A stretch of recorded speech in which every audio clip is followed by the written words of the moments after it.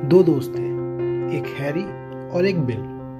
दोनों बचपन से ही एक दूसरे के साथ कभी नहीं छोड़ा करते थे। वो हमेशा साथ खेलते, साथ रहते और उन दोनों में बहुत ही अटूट विश्वास हुआ करता था। वो इतने अच्छे दोस्त थे कि उन दोनों ने साथ में स्कूल ज्वाइन किया, साथ में कॉलेज गए और यहाँ तक कि जब नौकरी की बात आई तो उन्होंने आर्मी को भी साथ में ही ज्वाइन किया और एक ही यूनिट में काम करने लगे। एक बार क्या हुआ कि युद्ध छिड़ जाता है और युद्ध जब छिड़ जाता है तो रात में जब सो रहे थे तब उन पे अटैक हो जाता है। चारों तरफ गोलियां बरस रही थी। ऐसा लग रहा था जैसे हर तरफ अंधेरे में सिर्फ गोलियों की आवाज और बॉम्ब और गोला बारूद।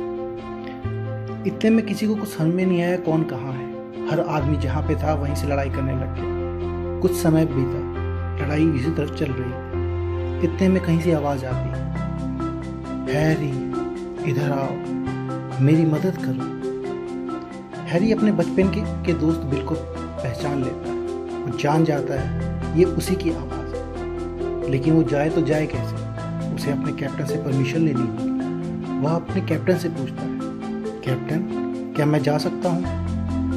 कैप्टन संकोच में हो जाता है और स्ट्रिक्टली कहता है, तुम नहीं जा सकते, मैं तुम्हें जाने की इजाज़त दे नहीं सकता। यहाँ पे देखो युद्ध छिड़ गया है,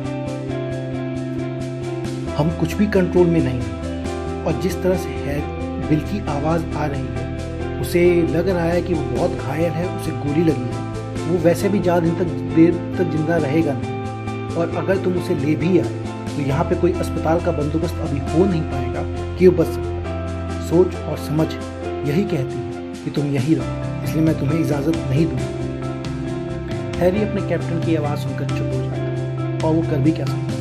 वो अपने बचपन के दोस्त को याद करने लगता है कि वो कैसा होगा, किस हाल में होगा। लेकिन थोड़ी देर बाद फिर एक आवाज़ आती है, फिर वही आवाज़ बिल की, जो फिर कहती है, हैरी इधर आओ, मेरी मदद करो। हैरी चुप बैठा रहता है क्योंकि कैप्टन ने उसे जाने की इजाज़त नहीं दी, पर वो आवाज़ बार बार आती है और हैरी परेशान हो जाता है। वो अपने आप को रोक नहीं पाता और कैप्टन से कहता है, कैप्टन वो मेरे बचपन का दोस्त है, हमने साथ में खेला, साथ में कूदा, साथ में जवानी में आर्मी ज्वाइन की। मैं उसे छोड़ नहीं सकता, मैं उसे धोखा नहीं सकता। वो किसी उम्मीद से मेरी तरफ देख रहा है, वो शायद जी जाए, शायद मैं उसे बचा लूँ। आप मुझे जाने की इजाज़त दे दो। कैप्टन बहुत संकोच में पड़ जाता है और बिन मन के ही उसे जाने की इजाज़त दे देता है।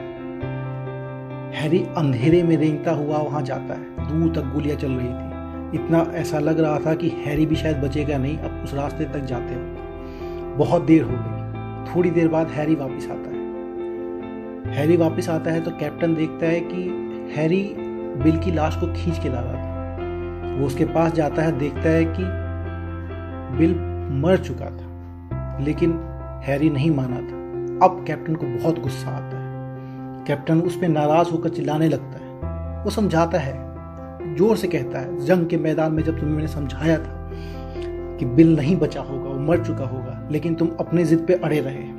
तुम्हें जाके क्या फायदा मिला? मैं अपना एक और आदमी खो देता, तुम्हारी मौत हो सकती थी गोली बारूद में, तुम भी नहीं बचते। तुमने वहां जाकर सबसे बड़ी गलती की। आइंदा से ऐसी गलती कहीं मत करना। हैरी चुप रहता है। वो जवाब दे भी तो कैसे दे? वो अपने मन में उस बात को कहे भी तो कैसे कहे? उसका अभी दोस्त मरा था, बचपन का दोस्त। लेकिन इतने में वो कह पड़ा। अब बोला, कैप्टन मैंने जो किया वो ठीक किया। जब मैं बिल के पास पहुंचा था तब वह जिंदा था और उसके आप आखिरी शब्द थे, हैरी मुझे यकीन था तुम जरूर आओगे। दोस्तों ये कहानी थी दो दोस्तों के बीच में अटूट विश्वास की, जिसमें एक दोस्त अपने दोस्त के विश्वास को बनाए रखता है। कुछ ऐसा ही अटूट विश्वास दोस्तों हमारे चाहने वालों ने भी हमसे लगा रखा है। वो आपके माता पिता हो सकते हैं, भाई बहन, दोस्त या आपके अपने कोई प्रिय। उन्हें आप पर पूरा विश्वास है कि आप सक्सेसफुल जरूर होंगे। आप अपने लक्ष्य को अपने परिश्रम और मेहनत से जरूर प्राप्त करेंगे। दोस्तों उनके विश्वास को कभी मत तोड़िए। वो विश्वास ऐसा विश्वास है जो आपको बनाता है, आपको शक्ति देता है। क्योंकि दुनिया में बहुत लोग हैं जो चाहते होंगे कि आप विफल हो, लेकिन बहुत कुछ लोग हैं जो आप पे विश्वास करते हैं। उस विश्वास को कहीं मत तोड़िए और देखिए, जब आप उस विश्वास को सच कर देंगे तो आपके चाहने वालों के चेहरे पे जो मुस्कुराहट होगी, उसकी रोशनी आपकी ज़िंदगी में हमेशा रोशन करती रहेगी। धन्यवाद।